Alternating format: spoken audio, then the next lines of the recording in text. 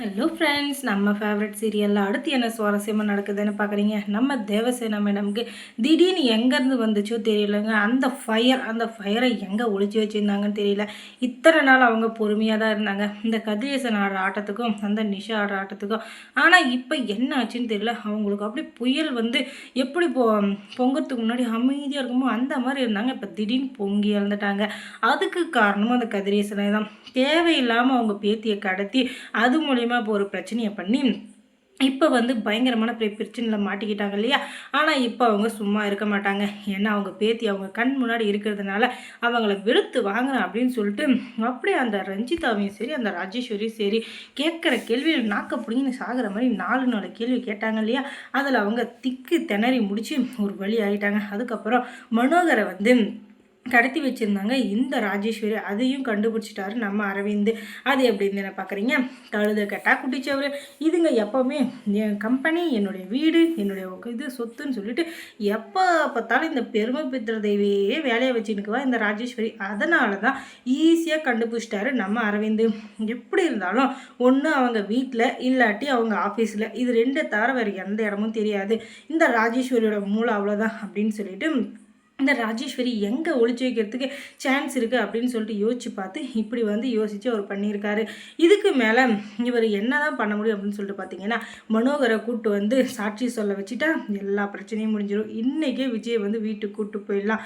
இது நடக்கணும்னா கண்டிப்பாக நம்ம கையில் மனோகர் கிடைக்கணும் அப்படின்னு சொல்லிட்டு அவரும் தேடாத இடம் இல்லை, போகாத இடமும் இல்லை, 2-3 இடத்துல தேடி பிடிச்சி ஒரு வழியாக கண்டுபிடிச்சி கூப்பிட்டு வந்துடுறாரு. இப்போ அவர் வந்து எல்லா உண்மையும் சொல்லிடுறாரு. என் பொண்ணும் அந்த தப்புக்கு உடந்தையாக தான் இருந்தா. ஆனால் என் பொண்ணு தப்பானவ இல்லை.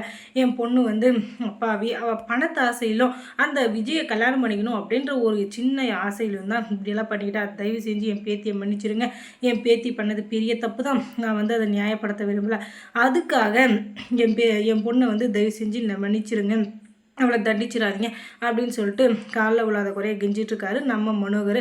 சரி இவ்வளோ சொல்கிறாரே அப்படின்னு சொல்லிட்டு ஒரு கருணை அடிப்படையில் அவரை மன்னித்தாலும் இந்த ராஜேஸ்வரி பண்ணது மிகப்பெரிய தப்பு தான். ஏன்னா ஒரு தப்பான தூண்டுதலை வச்சு மல்லியோட மனசை கழிச்சு இவ டைவர்ஸ் வாங்க வச்சது, அதுக்கப்புறம் விஜயை பழி வாங்குறேன்னு சொல்லிட்டு விஜயை வந்து ஜெயிலுக்கு தள்ளினது, அவள் குழந்தைய பிரிச்சது அப்படின்னு சொல்லிட்டு எத்தனை செக்ஷனில் வந்து இது போட முடியுமோ கேஸு, அத்தனை கேஸை போட்டு அவளை உள்ளே தள்ளுற வரையும் அவங்க மனசு ஆறவே ஆறாது. ஏன்னா அந்த அளவுக்கு கேவலமான வேலையெல்லாம் பண்ணியிருக்கா இல்லையா அந்த ராஜேஸ்வரி. அதனால் அவளை ஜெயிலில் தள்ளுறதை விட வேறு எதுவுமே இல்லை அப்படின்னு சொல்லிட்டு முடிவெடுத்து இந்த ராஜேஸ்வரியை ஜெயிலில் தள்ள போகிறாங்க நம்மளுடைய தேவசேனா மேடம். இப்போ வந்து ரொம்பவே சந்தோஷமாக இருக்காங்க. கேஸ் நல்லபடியாக முடிஞ்சிச்சு, விஜய் வெளியே வந்துட்டார்.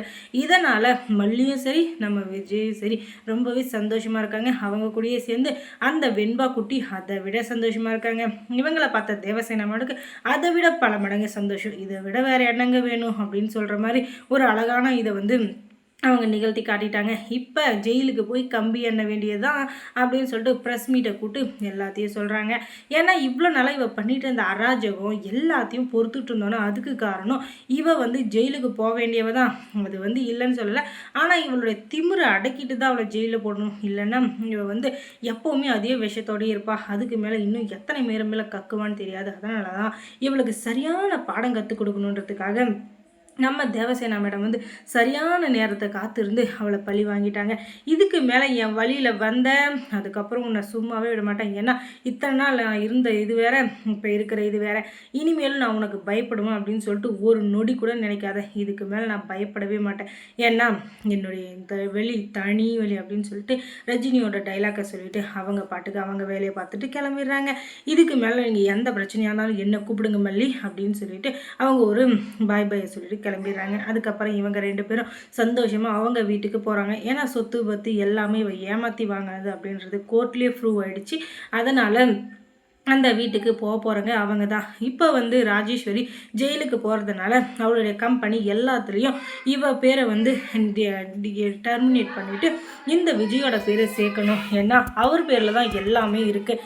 அவர் உருவாக்கின இந்த கம்பெனியில் அவர் பேர் தான் இருக்கணும் அப்படின்றதுக்காக இந்த ஏற்பாடு எல்லாத்தையும் பண்ணி கொடுத்துட்டு இவங்களை வந்து ஜெயிலில் அடைங்க அப்படின்னு சொல்லிட்டு கோர்ட்டில் வந்து உத்தரவு கொடுத்துட்றாங்க. அதனால் இப்போ ஜெயிலுக்கு போகிற நம்ம ராஜேஸ்வரி பிதன்னு முடிச்சுங்கிறா. இத்தனை நாள் நம்ம கஷ்டப்பட்டு காப்பாற்றின எல்லாம் போயிடுச்சே அப்படின்னு சொல்லிட்டு வைத்தறிச்சல்ல என்ன பண்ணுறதுன்னு தெரியாமல் முழிச்சுன்னு இருக்கிறா. இது